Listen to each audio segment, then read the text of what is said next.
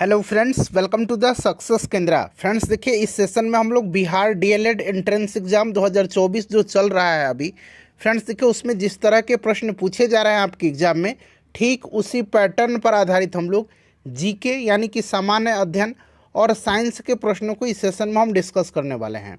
इस तरह के प्रश्न जो है ऑलरेडी आपके एग्ज़ाम में पूछे जा चुके हैं, इसीलिए यह सेशन बड़ा ही इम्पॉर्टेंट है आपके एग्ज़ाम के दृष्टिकोण से, यानी कि बिहार डीएलएड एंट्रेंस एग्ज़ाम 2024 के लिए हम लोग जो है पेपर का एक तरह से कह सकते हैं कि बिहार डीएलएड एंट्रेंस एग्ज़ाम का एनालिसिस करेंगे। और ये सारे के सारे प्रश्न जो हैं बड़ा ही महत्वपूर्ण हैं और ऑलरेडी ये सारे के सारे प्रश्न जो है बिहार डीएलएड में पूछे जा चुके हैं। इस प्रकार से आज हमारा यह पहला क्लास है और यह सेशन रोज़ दोपहर 12 बजे आपके लिए लेकर के मैं आऊँगा और यहाँ से निश्चित रूप से जो है प्रश्न आपके एग्ज़ाम में देखने को मिलेंगे। चैनल से जुड़िए और इस सेशन को पूरा अटेंड करिएगा और सेशन को फ्रेंड्स शेयर ज़रूर करिएगा। चलिए सेशन आज का अब हम लोग स्टार्ट करते हैं। फ्रेंड्स देखिए फ्रेंड्स, सबसे पहले मैं आपको बता दूं कि इस सेशन में हम लोग 40 क्वेश्चन को डिस्कस करने वाले हैं और इनमें से देखिए 20 क्वेश्चन जो है ये सामान्य अध्ययन के होंगे यानी कि जीके के होंगे और 20 क्वेश्चन जो हम लोग कवर करेंगे ये साइंस के क्वेश्चन होंगे। ठीक हम लोग उसी प्रकार के 40 क्वेश्चन को कवर करेंगे जिस प्रकार से आपकी एग्ज़ाम यानी कि डीएलएड में प्रश्न बिहार डीएलएड में पूछे जा रहे हैं। चलिए शुरू करते हैं। पहला प्रश्न पढ़ेंगे फ्रेंड्स। देखिए पहला प्रश्न है कि सामान्य नेत्र के लिए दूर बिंदु है। आंसर सभी लोग कमेंट करिएगा और देखिए आप सभी लोग अपना अपना स्कोर जो है सेशन के एंड में ज़रूर कमेंट करके बताइएगा। इससे क्या होगा कि आपका जो प्रिपरेशन लेवल है उसका आइडिया लगेगा। तो सभी लोग अपना अपना स्कोर ज़रूर कमेंट करके बताइए। चलिए इस प्रश्न का आंसर कमेंट करिएगा कि सामान्य नेत्र के लिए दूर बिंदु है। फ्रेंड्स थोड़ा सा ध्यान दे दीजिए। देखिए यहाँ पर बात मानव नेत्र की आई है, तो देखिए मानव नेत्र पर जो है किसी वस्तु का प्रतिबिंब कहाँ पर बनता है, एक प्रश्न तो ऐसे पूछा जाता है। तो देखिए मानव नेत्र पर किसी वस्तु का प्रतिबिंब जो होता है यह रेटिना पर बनता है यानी कि दृष्टि पटल पर बनता है। कहाँ पर बनता है? रेटिना पर बनता है। और ये प्रतिबिंब कैसा होता है? तो यह प्रतिबिंब जो रेटिना पर बनता है यह वास्तविक और उल्टा होता है। कैसा होता है? वास्तविक और उल्टा होता है। और ध्यान रखिएगा जो हम लोग नेत्र दान करते हैं, नेत्र दान में नेत्र का कौन सा हिस्सा दान किया जाता है, कौन सा भाग दान किया जाता है? तो कॉर्निया को दान किया जाता है। तो इस तरह से मैंने आपके 2-3 प्रश्न कवर करा दिए। जो भी मैं एक्सप्लेन करूंगा उसको ध्यानपूर्वक जरूर सुनिएगा। चलिए देखिए सामान्य नेत्र के लिए दूर बिंदु पूछा गया है। तो देखिए सामान्य नेत्र के लिए दूर बिंदु जो है ये अनंत होता है और सामान्य नेत्र के लिए जो स्पष्ट देखने की न्यूनतम दूरी होती है ये 25 सेंटीमीटर होती है और दूर बिंदु जो होता है यह अनंत होता है। तो इस प्रकार से ऑप्शन नंबर यहाँ पर बी बिल्कुल राइट आंसर होगा। ठीक है ना।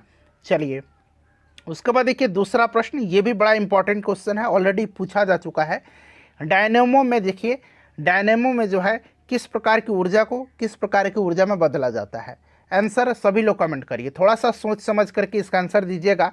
देखिए फ्रेंड्स डायनेमो जो होता है, डायनेमो यह यांत्रिक ऊर्जा को विद्युत ऊर्जा में बदलता है और डायनेमो एक विद्युत चुंबकीय जो है प्रेरण के सिद्धांत पर कार्य करता है। डायनेमो विद्युत चुंबकीय प्रेरण के सिद्धांत पर कार्य करता है। इस चीज़ को आप ध्यान रखिएगा। और यह यांत्रिक ऊर्जा को विद्युत ऊर्जा में बदलता है, यांत्रिक ऊर्जा को विद्युत ऊर्जा में बदलता है। और जो मोटर होता है विद्युत मोटर जस्ट इसका अपोजिट होता है, विद्युत ऊर्जा को यांत्रिक ऊर्जा में बदलता है। तो इससे भी आप ध्यान रखिएगा। इस तरह के प्रश्न जो है बिहार डीएलएड में पूछे जाते हैं।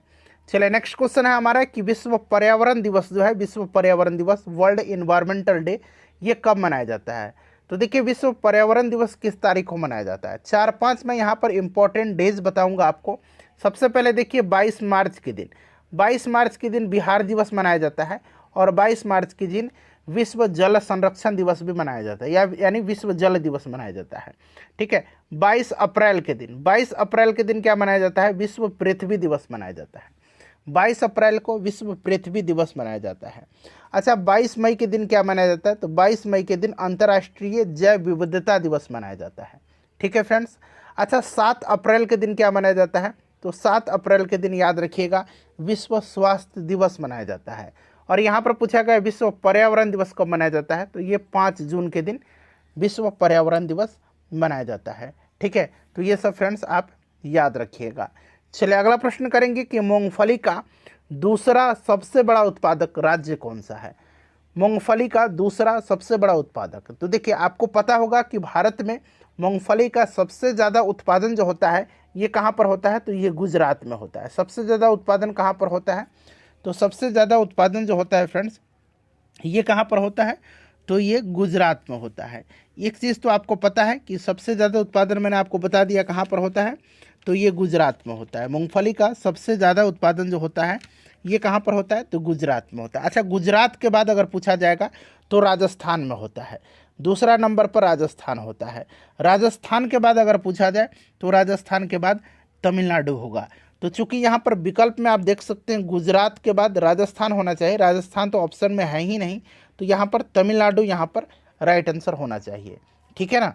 चलिए, और सबसे ज़्यादा जो है भारत में अगर हम बात करते हैं कॉफ़ी का उत्पादन कहाँ पर होता है, कॉफ़ी का उत्पादन पूछा जा सकता है। कॉफ़ी का उत्पादन जो होता है सबसे ज़्यादा कर्नाटक में होता है। ठीक है, ये प्रश्न बन सकता है, याद रखिएगा। चलिए, गन्ना का उत्पादन उत्तर प्रदेश में होता है।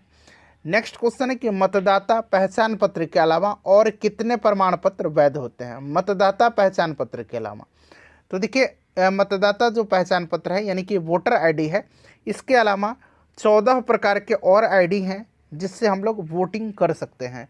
तो यानी कि मतदाता पहचान पत्र के अलावा कितने और प्रमाण पत्र वैध होते हैं, तो ये 14 प्रकार के होते हैं। ठीक है, 14 अन्य प्रमाण पत्र वैध होते हैं, जैसे कि Aadhaar card, passport, driving licence, PAN card, सरकारी कंपनियों द्वारा उनके कर्मचारियों को जारी किया गया फोटोयुक्त पहचान पत्र, बैंक पोस्ट ऑफिस का फोटोयुक्त पासबुक, फोटोयुक्त पेंशन दस्तावेज, भूतपूर्व सैनिक पेंशन बुक, पेंशन भुगतान आदेश, वृद्धावस्था पेंशन, स्वतंत्रता संग्राम के जो स्वतंत्रता सेनानी हैं उनका पहचान पत्र, फोटोयुक्त दिव्यांग पहचान पत्र इत्यादि। तो ये 14 प्रकार के हैं। ठीक है ना। चलिए, देखिए लीग ऑफ नेशंस यानी कि राष्ट्र संघ के विचार के लिए कौन सा अमेरिकी राष्ट्रपति जिम्मेदार थे। बात यहाँ पर लीग ऑफ नेशंस की आई है। तो देखिए दरअसल जो प्रथम विश्व युद्ध हुआ था उस समय जो भयानक तबाही हुई थी, इस प्रकार की भयानक तबाही फिर से दोबारा विश्व में न हो, इसे रोकने के लिए ही ये जो राष्ट्र संघ था लीग ऑफ नेशन, इसका गठन किया गया था। और लीग ऑफ नेशन का गठन पूछा जा सकता है कि कब किया गया था, तो याद रखिएगा इसका गठन किया गया था 10 जनवरी 1920 को। 10 जनवरी 1920 को किया गया था लीग ऑफ नेशन का गठन। लीग ऑफ नेशन अस्तित्व में कब आया था, 10 जनवरी 1920 को आया था। ठीक है, और देखिए लीग ऑफ नेशन के विचार के लिए अमेरिकी राष्ट्रपति वुडरो विल्सन जो थे ये जिम्मेदार हैं। वुडरो विल्सन, ठीक है ना, याद रखिएगा वुडरो विल्सन जिम्मेदार हैं। ठीक है, इस चीज़ को आप याद रखिएगा। तो यहाँ पर देखिए वुडरो विल्सन दिया गया है जो कि ऑप्शन नंबर सी में, वुडरो बना लीजिए, वुडरो विल्सन। ठीक है। अच्छा, जो संयुक्त राष्ट्र संघ है, एक संयुक्त राष्ट्र संघ है, इसकी स्थापना कब हुई थी, तो संयुक्त राष्ट्र संघ की स्थापना 24 अक्टूबर 1945 को हुई थी। संयुक्त राष्ट्र संघ की स्थापना 24 अक्टूबर 1945 को हुई थी। ठीक है, ध्यान रखेंगे। चलिए, उसके बाद देखिएगा किस देश का जनसंख्या घनत्व जो है भारत से अधिक है। किस देश का जनसंख्या घनत्व जो है भारत से अधिक है। चलिए बताइएगा, राइट आंसर इसका क्या हो जाएगा, किस देश का जनसंख्या घनत्व जो है ये आपका भारत से अधिक है। आंसर कमेंट करते चलिएगा, ठीक है ना, ताकि आपको बेहतरीन तरीके से आपका रिवीजन हो जाए। चलिए बताइए राइट आंसर इसका क्या होगा। सभी लोग आंसर कमेंट करिएगा, किस देश का जनसंख्या घनत्व भारत से अधिक है। तो यहाँ पर फ्रेंड्स ध्यान दीजिएगा, बांग्लादेश जो है, बांग्लादेश, इसका जनसंख्या घनत्व भारत से अधिक है। ठीक है ना। अच्छा, भारत में अगर हम बात करते हैं तो सबसे ज़्यादा जनसंख्या घनत्व जो है ये बिहार का है, और सबसे कम कहाँ का है, तो अरुणाचल प्रदेश का है। ठीक है ना। और बिहार में सबसे ज़्यादा जनसंख्या घनत्व जो है ये कहाँ का है, तो शिवहर का है। तो ये सब आप याद रखिएगा। चलिए, सार्क का मुख्यालय पूछा गया है कि कहाँ पर स्थित है। अच्छा, बात यहाँ पर सार्क की आई है। बात किसकी आई है, तो बात आई है फ्रेंड्स सार्क की। सार्क का फुल फॉर्म क्या होता है, तो देखिए सार्क का फुल फॉर्म जान लीजिए, South Asian Association for Regional Cooperation. South Asian Association for Regional Corporation. ठीक है, ये आपका सार्क का फुल फॉर्म है। सार्क की स्थापना हुई थी 1985 में। इसका स्थापना कब हुई थी सार्क की, तो सार्क की स्थापना जो हुई थी ये 1985 में हुई थी। कहाँ पर इसका स्थापना किया गया था, तो इसका स्थापना ढाका में किया गया था। कहाँ पर किया गया था, ढाका में किया गया था। ठीक है, और इसका हेडक्वार्टर कहाँ पर है, तो नेपाल की राजधानी काठमांडू में है। 8 दिसंबर 1985 को इसका स्थापना ढाका में किया गया था। ठीक है, याद रखिएगा इसका हेडक्वार्टर नेपाल के काठमांडू में है और इसमें टोटल 8 देश जो है मेंबर हैं। कौन कौन से देश हैं? तो ये अपना प्यारा भारत हो गया, अफगानिस्तान, बांग्लादेश, भूटान, मालदीव, नेपाल, पाकिस्तान और श्रीलंका है। ये सब फ्रेंड्स आप याद रखिएगा। चलिए अगला प्रश्न है हमारा, तो मुख्यालय काठमांडू हो जाएगा। चलिए, अपने अक्ष पर पृथ्वी के घूर्णन के बढ़ने या घटने से पृथ्वी के किस स्थान पर जी का मान अपरिवर्तित रहेगा? चलिए बताइए इसका राइट आंसर क्या होगा। बड़ा ही इंपॉर्टेंट क्वेश्चन है फ्रेंड्स, बताएंगे इसका राइट आंसर क्या होगा। सभी लोग इसका आंसर कमेंट करिएगा, सभी लोग इसका आंसर फ्रेंड्स कमेंट करिएगा कि इसका राइट आंसर क्या होगा। सोच समझ करके आंसर आप लोग कमेंट करिएगा। चलिए बताइए। चलिए फ्रेंड्स, अब यहाँ पर ध्यान दीजिएगा कि अपने अक्ष पर पृथ्वी के घूर्णन के बढ़ने या घटने से पृथ्वी के किस स्थान पर जी का मान अपरिवर्तित रहेगा? तो पृथ्वी के घूर्णन गति के बढ़ने या घटने से पृथ्वी के ध्रुव पर, यानी कि जो पोल है ना, पोल ध्रुव पर जो है जी का मान पर कोई परिवर्तन नहीं होता है। तो यहाँ पर ध्रुव राइट आंसर हो जाएगा। अच्छा ध्यान रखिएगा, पृथ्वी के तल पर जी का मान न्यूनतम भूमध्य रेखा पर और ध्रुव पर अधिकतम होता है और पृथ्वी के तल से ऊपर या नीचे जाने पर जी का मान घटता है। तो ये सारे पॉइंट्स फ्रेंड्स आप ध्यान रखिएगा। देखिए, प्लाज्मा झिल्ली किससे बनी होती है? बड़ा ही इंपॉर्टेंट क्वेश्चन है। प्लाज्मा झिल्ली जो है यह किससे बनी होती है? तो प्लाज्मा झिल्ली जो बनी होती है फ्रेंड्स, यह आपकी प्रोटीन, कार्बोहाइड्रेट और फास्फोलिपिड्स की बनी होती है। प्रोटीन, कार्बोहाइड्रेट्स और फास्फोलिपिड्स तीनों की बनी होती है। ठीक है ना, इस चीज़ को आप ध्यान रखिएगा, बड़ा ही इंपॉर्टेंट क्वेश्चन है। अच्छा, कभी कभी क्या पूछा जाता है कि कवक की जो कोशिका भित्ति है, कवक की कोशिका भित्ति, ये बड़ा आजकल पूछा जाता है। कवक की कोशिका भित्ति किसकी बनी होती है? तो कवक की कोशिका भित्ति काइटिन की बनी होती है। ठीक है ना, और पादप कोशिका की कोशिका भित्ति किसकी बनी होती है? तो ये सेलुलोज और पैक्टिन की बनी होती है, सेलुलोज और पैक्टिन की। ठीक है ना, पादप कोशिका की कोशिका भित्ति, और कवक की कोशिका भित्ति काइटिन की बनी होती है। इस चीज़ को आप ध्यान रखिएगा। प्लाज्मा झिल्ली किसके बनी होती है? तो प्रोटीन, कार्बोहाइड्रेट और फास्फोलिपिड। चलिए अगला प्रश्न है कि बिहार के मैदानी भाग में कौन सी मिट्टी मुख्यतः पाई जाती है? बिहार के मैदानी भाग में कौन सी मिट्टी मुख्यतः पाई जाती है? चलिए बताएंगे इसका करेक्ट आंसर फ्रेंड्स क्या होगा। सभी लोग इसका आंसर कमेंट करिएगा, बताइए इसका राइट आंसर इसका क्या होगा। प्रश्न है कि बिहार के मैदानी भाग में कौन सी मिट्टी जो है पाई जाती है? तो फ्रेंड्स यहाँ पर ध्यान दीजिएगा। देखिए, बिहार के मैदानी भागों में जो मिट्टियाँ हैं ये गंगा और उसकी सहायक नदियों के द्वारा बहाकर लाई गई मिट्टी हैं। और आपको पता है कि नदियों के द्वारा जो बहाकर लाई गई मिट्टी हैं यह आपकी जलोढ़ मिट्टी है। और जलोढ़ मिट्टी दो प्रकार की होती है, बांगर मिट्टी और खादर मिट्टी। ठीक है ना, तो बिहार के मैदानी भाग में कौन सी मिट्टी मुख्यतः पाई जाती है? तो ये आपकी जलोढ़ मिट्टी है। अच्छा, यहाँ पर देखिए काली मिट्टी दिया गया। काली मिट्टी को हम लोग रेगुर मिट्टी भी बोलते हैं और काली मिट्टी में जो है कपास की खेती सबसे अच्छा की जाती है। मैंने कपास की खेती के लिए ये सबसे उपयुक्त मिट्टी होती है। और ख़ास करके ये जो दक्षिण भारत है उनमें महाराष्ट्र, तमिलनाडु, कर्नाटक, गुजरात, ठीक है ना, आंध्र प्रदेश, इन सब पर जो है ये आपकी काली मिट्टी पाई जाती है। चलिए नेक्स्ट क्वेश्चन है कि बाहरी कान कहलाता है। जो बाहरी कान है ये क्या कहलाता है? तो देखिए फ्रेंड्स, जो बाहरी कान है ना, सबसे पहले मैं आपको बताता हूँ। देखिए, आपने पढ़ा है कि मानव शरीर की सबसे छोटी हड्डी कौन सी है? तो सबसे छोटी हड्डी स्टेप्स है, या फिर आपने स्टेपी पढ़ा होगा। ठीक है ना, एक ही चीज़ है। तो स्टेप्स जो है ये कहाँ की हड्डी है? ये कान की हड्डी है। ठीक है ना, ध्यान रखिएगा। एक कान में 3 हड्डी पाई जाती है और दूसरे कान में 3 हड्डी, यानी कि अगर दोनों कान मिला दिया जाए तो 6 हड्डियाँ पाई जाती हैं। तो ये जो एक कान में 3 हड्डी पाई जाती हैं और दूसरे कान में 3 हड्डी, एक कान में जो है एक स्टेप्स होता है, एक इनकस होता है, एक इनकस नाम है हड्डी का, और एक मैलियस होता है। स्टेप्स तो मैंने बता ही दिया, और एक मैलियस होता है। तो ये 3 हड्डियाँ पाई जाती हैं और स्टेप्स सबसे छोटा मानव शरीर की हड्डी होती है। और मानव शरीर की सबसे लंबी हड्डी जो होती है ये जांघ की फीमर हड्डी होती है। ये चीज़ आपको पता होगा। और बाहरी कान की जो बाहरी कान जो है ये कहलाता क्या है? तो बाहरी कान जो है ये कर्ण पल्लव कहलाता है। ठीक है, चलिए अगला प्रश्न है कि किस आधार पर लोकतंत्र को सर्वोत्तम शासन कहते हैं?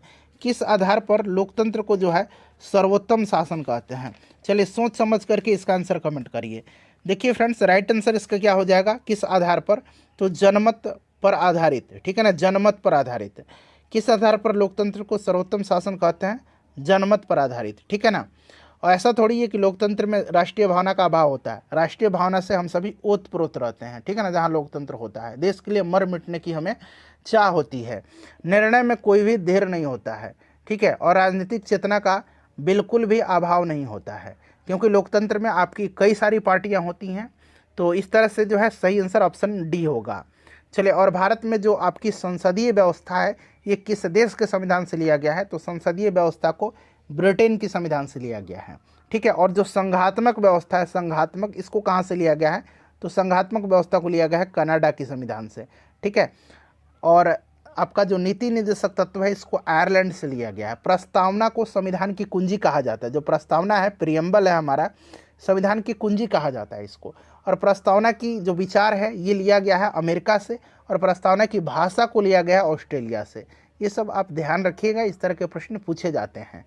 चलिए, नेक्स्ट क्वेश्चन है कि दुर्गावती जलाशय जो है परियोजना, ये बिहार के किस जिला में स्थित है? दुर्गावती, बताइए, दुर्गावती जलाशय परियोजना जो है ये बिहार के किस जिला में है? तो ये आपके दुर्गावती नदी पर है, कैमूर जिले में, ठीक है ना। और दुर्गावती जो है ये आपकी कैमूर में है, ध्यान रखिएगा, कैमूर राइट आंसर हो जाएगा। अच्छा, एक तेलहर कुंड जलप्रपात है, तेलहर कुंड जलप्रपात, ये भी पूछा जाता है, तेलहर कुंड, तो ये भी आपका कैमूर में ही है, ध्यान रखिएगा, ठीक है। चलिए फ्रेंड्स, अगला प्रश्न है हमारा कि इनमें से कौन सी स्वतंत्रता भारतीय नागरिकों को नहीं है? सारा ऑप्शन आपको दिख रहा है, बताइए राइट आंसर क्या हो जाएगा। कौन सी इसमें से जो है स्वतंत्रता भारतीय नागरिकों को नहीं है? तो देखिए फ्रेंड्स, इसमें से जो सशस्त्र विद्रोह में भाग लेने की स्वतंत्रता, ऐसा बिल्कुल भी नहीं है, ठीक है ना। आप कहीं भी शांतिपूर्ण सभा या समिति बना करके किसी भी चीज़ को आप विरोध कर सकते हैं, लेकिन सशस्त्र विद्रोह बिल्कुल आपकी अनुमति नहीं है आपको। तो इस तरह से यही वाला जो है आपको नहीं है। बाकी देखिए, संविधान की केंद्रीय मूल्य का विरोध, सरकार की आलोचना करना, सरकार बदलने के लिए आंदोलन शुरू करने की स्वतंत्रता, ये सब आपके पास है, ठीक है ना। चलिए, नेक्स्ट क्वेश्चन कर लेंगे। अगला प्रश्न है हमारा कि भारत की वित्तीय राजधानी, अच्छा भारत की राजधानी जो है ये आपकी दिल्ली है। दिल्ली राजधानी कब बनी थी? ये भी प्रश्न पूछा जा सकता है, क्योंकि पहले राजधानी कोलकाता हुआ करती थी, उस समय कलकत्ता कहलाता था, ठीक है ना। और 1911 में आपको याद होगा लॉर्ड हॉर्डिंग द्वितीय जब वायसराय था, उस समय जो है ब्रिटेन के राजा आए थे, जॉर्ज पंचम, और उन्होंने ही 1911 में घोषणा किया था कि बंगाल विभाजन को रद्द किया जाए और जो राजधानी है उसको कलकत्ता से दिल्ली को स्थानांतरित किया जाए। और 1911 में ये घोषणा किया था उन्होंने, और 1912 में दिल्ली राजधानी बनी थी। ये भी आप ध्यान रख सकते हैं। राजधानी दिल्ली है, नई दिल्ली है, और वित्तीय राजधानी मुंबई है, आपको भी फाइनेंशियल कैपिटल मुंबई है, ठीक है ना। चलिए, उसके बाद नेक्स्ट क्वेश्चन है कि विश्व का सर्वोच्च शिखर जो है माउंट एवरेस्ट किन दो देशों की सीमा पर स्थित है? विश्व का यह सबसे ऊंचा पर्वत शिखर है माउंट एवरेस्ट, और माउंट एवरेस्ट की जो अभी नवीन ऊंचाई है, अभी लेटेस्ट ऊंचाई जो है, यह आपको याद रखना 8,848.86 मीटर है। ये एग्जैक्ट मैं आपको बता रहा हूँ, ठीक है। विश्व की सबसे ऊंची यह पर्वत शिखर है, और यह नेपाल और जो तिब्बत है, चाइना का जो क्षेत्र है, नेपाल और तिब्बत, या आप नेपाल और चीन कह सकते हैं, उसकी सीमा पर यह स्थित है, ठीक है। इस चीज़ को आप याद रखिएगा। तो यहाँ पर देखिए आपका नेपाल और तिब्बत दिया गया है, ठीक है। चलिए, उसके बाद नेक्स्ट क्वेश्चन है कि निम्नलिखित में से किस नदी का उद्गम अमरकंटक से नहीं है? अमरकंटक से नहीं है, किस नदी का उद्गम जो है? देखिए, नर्मदा, सोन और जोहिला नदी, इनका उद्गम जो है ये आपका अमरकंटक से है। लेकिन तापी नदी जो है इसका उद्गम अमरकंटक से नहीं है। तापी नदी मध्य प्रदेश के बैतूल जिले के मुल्ताई से निकलती है, ठीक है ना। तो यहाँ पर तापी हो जाएगा। और ये देखिए, नर्मदा और तापी जो है दोनों नदियाँ पश्चिम की ओर बहने वाली नदी हैं, और ये अरब सागर में जाकर के गिरती हैं, और ये एस्चुरी का निर्माण करती हैं। ये डेल्टा नहीं बनाती हैं, ये एस्चुरी का निर्माण करती हैं, ठीक है ना। और ये रिफ्ट वैली से होकर के बहने वाली यह नदियाँ हैं, ठीक है। चलिए, जमोरिन कहाँ का राजा था? जमोरिन आपको याद होगा कि जब वास्को डी गामा भारत आया था, तो यही जमोरिन जो था 1498 में जब कालीकट पहुंचा था आपका वास्को डी गामा, तो यही जमोरिन जो था इसी ने उसका स्वागत किया था। तो यहाँ पर कालीकट राइट आंसर हो जाएगा, ऑप्शन नंबर डी, कालीकट का राजा था, ठीक है। चलिए, उसके बाद नेक्स्ट क्वेश्चन है कि जीन के वैकल्पिक रूपों का क्या नाम है? जीन का जो वैकल्पिक रूप दिया गया है उसमें से इसका नाम पूछा जा रहा है, बताइए इसका राइट आंसर क्या होगा फ्रेंड्स? सभी लोग आंसर कमेंट करिएगा, बताइए करेक्ट आंसर इसका क्या होगा? आंसर सभी लोग कमेंट करते चलिएगा, वैसे आपका रिवीजन होता चलेगा, ठीक है ना। तो देखिए जीन का जो आपका वैकल्पिक रूप है उसको हम लोग एलील कहते हैं। एलील समान जीन का एक वैकल्पिक रूप है, और एक ही जीन के कई रूप होते हैं जिन्हें हम लोग एलील कहते हैं। एलील, यहाँ पर एलील दिया गया है, ठीक है, इस चीज़ को आप याद रखिएगा। चलिए फ्रेंड्स, नेक्स्ट क्वेश्चन करेंगे हम लोग। अगला प्रश्न हमारा कि श्वसन है, श्वसन क्या है? श्वसन जो है यह क्या है, बताइए। श्वसन जो है यह क्या है? तो श्वसन एक प्रकार का कैटाबोलिक क्रिया है जिसमें ऑक्सीजन की उपस्थिति में भोज्य पदार्थों का दहन होता है और ऊर्जा विमुक्त होती है। तो यह एक कैटाबोलिक क्रिया है, कैटाबोलिक क्रिया है। ऑप्शन नंबर यहाँ पर सी राइट आंसर होगा, ठीक है ना। कैटाबोलिक क्रिया है यह, ठीक है फ्रेंड्स, याद रखिएगा। कैटाबोलिक रिएक्शन है यह, कैटाबोलिक क्रिया है। क्लियर? चलिए उसके बाद हम लोग नेक्स्ट क्वेश्चन करेंगे फ्रेंड्स। अगला प्रश्न हमारा कि राइबोसोम किस में बनते हैं? राइबोसोम जो है ये बनता किस में है? देखिए राइबोसोम आरएनए और प्रोटीन से बने होते हैं। यह जो है आरएनए और प्रोटीन से बने होते हैं और प्रोटीन संश्लेषण में महत्वपूर्ण भूमिका निभाता है। और राइबोसोम जो है न्यूक्लियस से बने होते हैं, तो इसे भी आप याद रखिएगा, ठीक है ना, न्यूक्लियस। ऑप्शन नंबर यहाँ पर डी राइट आंसर हो जाएगा। और राइबोसोम जो है इसको कोशिका की प्रोटीन फैक्ट्री भी कहा जाता है, ठीक है, इस चीज़ को आप याद रखिएगा। चलिए उसके बाद देखिएगा कि यौगिक जिसका अणुसूत्र समान किंतु संरचना सूत्र अलग अलग होता है क्या कहलाते हैं? यौगिक जिनका अणुसूत्र समान होता है परंतु संरचना सूत्र भिन्न भिन्न होता है उसको हम लोग क्या बोलते हैं, बताइए।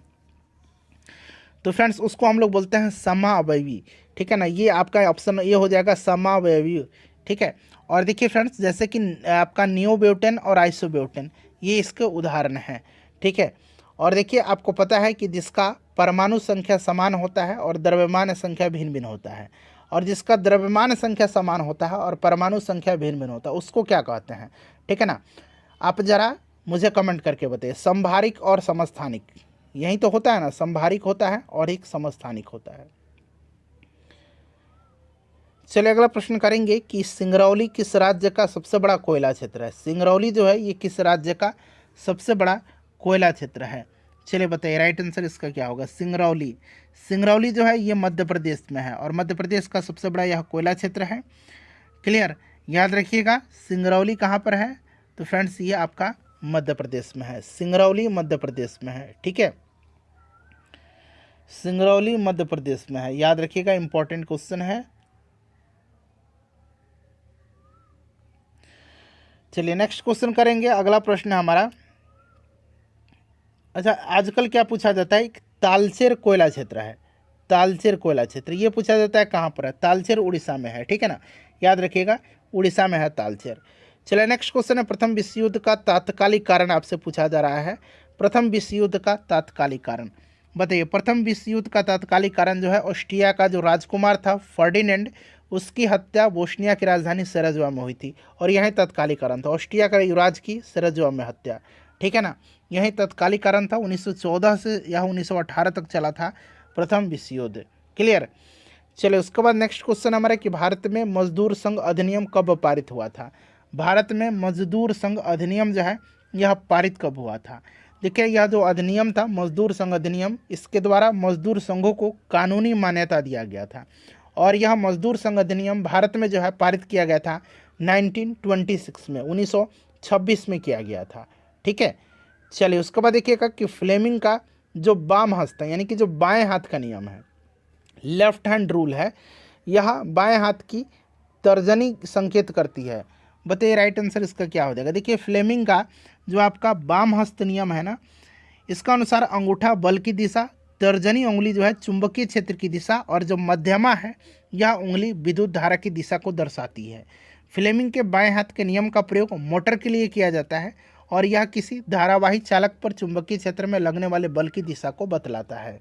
तो यहाँ पर राइट आंसर क्या हो जाएगा? तर्जनी उंगली की चुंबकीय क्षेत्र, तर्जनी उंगली जो है इस चुंबकीय क्षेत्र की दिशा बतलाती है। चुंबकीय क्षेत्र की दिशा यहाँ पर आपका राइट आंसर हो जाएगा। ठीक है, चलिए उसके बाद नेक्स्ट क्वेश्चन कर लेंगे। अगला प्रश्न है हमारा कि निम्न में से कौन सा विद्युत ऊष्मा का अच्छा चालक है? विद्युत ऊष्मा का अच्छा चालक, बताइए राइट आंसर क्या हो जाएगा।